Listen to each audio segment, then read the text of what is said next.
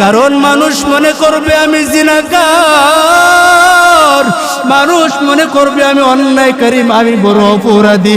আয় আল্লাহ, আমাকে আপনি ক্ষমা করে দেন। মুসা নবী ডাক দেয়া কইরে জিনাকার,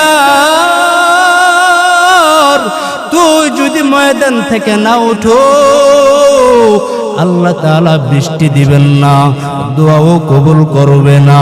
এবার যে জিনাকার, তার অন্তরে বড় কম্পন সৃষ্টি হয়ে গেছে।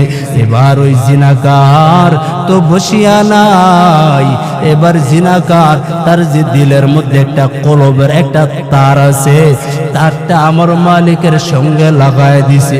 এবার ডাক দেয়া কইরে মালিক, আমি ময়দান থেকে উঠতেও পারি না, মানুষ মনে করবে আমি বড় জিনাকার, আমি বড় অন্যায়কারী, আমি চোখের পানি ছাড়িয়েও কান্না করতে পারি না।